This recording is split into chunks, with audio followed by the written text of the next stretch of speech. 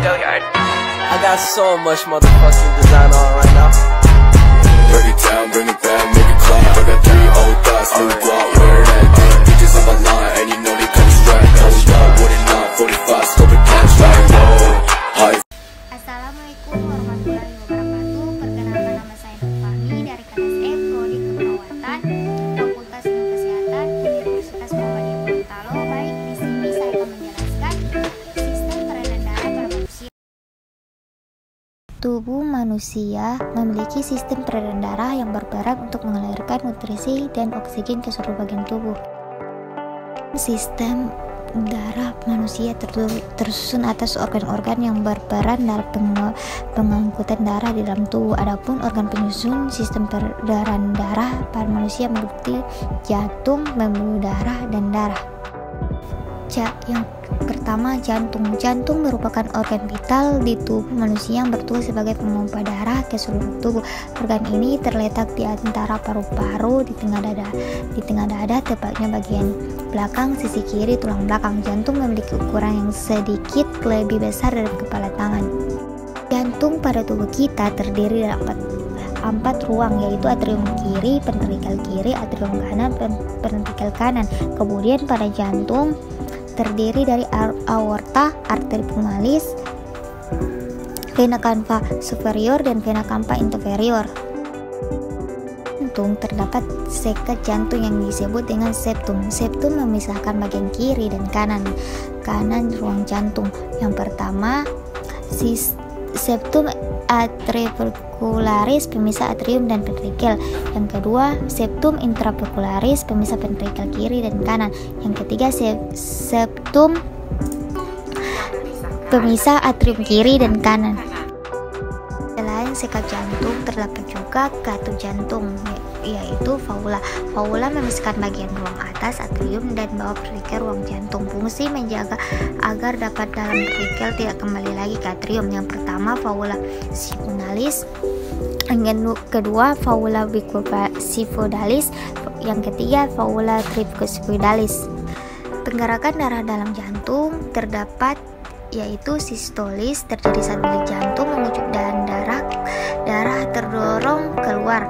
Yang kedua, distolis, terjadi saat relaksasi bilik jantung mengembang dan darah masuk dari serambi bilik. Yang kedua, pembuluh darah. Pembuluh darah merupakan sistem peredaran darah berbentuk tabung otot elastis atau pipa yang berfungsi membawa darah dari jantung ke bagian tubuh lain ataupun sebaliknya. Pembuluh darah bisa dibedakan menjadi dua, yaitu pembuluh nadi arteri dan pembuluh balik yaitu vena. Yang pertama, arteri. Arteri merupakan pembuluh darah yang berfungsi membawa darah keluar dari jantung, baik ke seluruh tubuh maupun ke paru-paru. Darah yang dialirkan pembuluh arteri mengandung banyak oksigen, kecuali pada arteri pulmonalis yang khusus membawa darah kotor untuk dialirkan ke paru. Yang kedua, vena. Vena merupakan pembuluh darah yang berfungsi membawa darah kembali ke jantung dari seluruh tubuh atau dari paru-paru. Vena cava membawa darah kotor yang mengandung karbon dioksida dari seluruh tubuh, yang kemudian dialirkan ke paru-paru untuk ditukar dengan oksigen melalui proses pernapasan. Pembuluh nadi atau arteri terdiri dua macam, yaitu aorta dan arteri pulmonalis. Yang pertama, aorta. Aorta berfungsi membawa darah yang banyak mengandung O2 dari jantung ke seluruh tubuh. Yang kedua, arteri pulmonalis berfungsi membawa darah yang banyak mengandung CO2 dari jantung. Pembuluh balik atau vena terdiri dari tiga, yaitu vena superior berfungsi membawa darah yang banyak CO2 dari tubuh dengan bagian atas. Yang kedua, vena pulmonalis berfungsi membawa darah yang kayak O2 dari paru-paru ke jantung. Yang ketiga, vena inferior membawa darah yang banyak CO2 dari tubuh bagian bawah. Yang ketiga, darah. Darah adalah komponen terpenting dari sistem peredaran darah.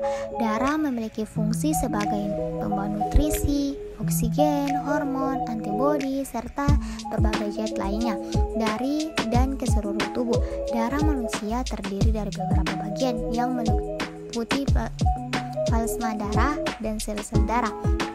Yang pertama, plasma darah merupakan cairan berwarna kekuningan pada darah yang bertugas membawa zat penting seperti hormon, protein, dan faktor pembentukan darah.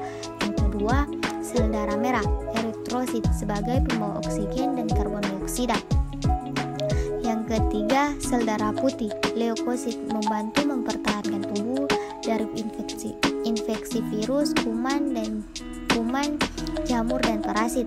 Yang keempat, keping darah, trombosit, dibutuhkan tubuh untuk membantu proses pembekuan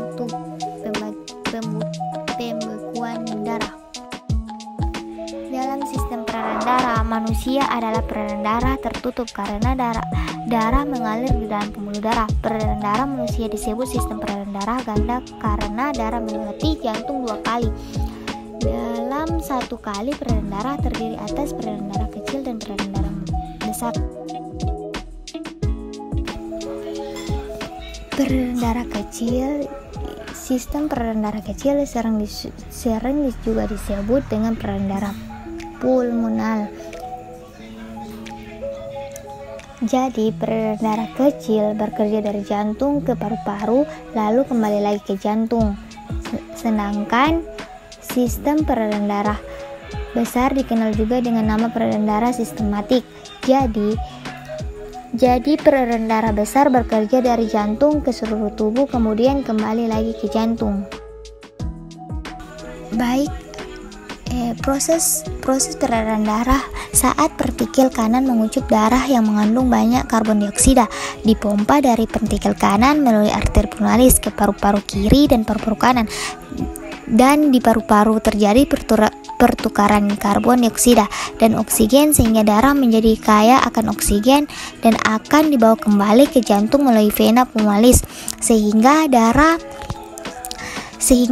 ditampung oleh atrium kiri. Apabila atrium kiri yang mengucup, maka partikel kiri mengembang dan darah mengalir atrium kiri ke partikel kiri. Saat partikel mengucup, darah yang banyak oksigen dipompa dari partikel kiri ke seluruh tubuh melalui aorta, baik tubuh bagian atas maupun tubuh bagian bawah. Darah kaya oksigen yang sampai ke kapiler tubuh akan bertukar karbon dioksida hasil metabolisme sehingga darah yang akan masuk ke vena cava superior dan vena cava inferior adalah darah yang kaya karbon dioksida. Akhirnya akan masuk ke atrium kanan dan saat atrium kanan mengucup, maka partikel kanan mengembang dan darah mengalir atrium kanan ke partikel kanan.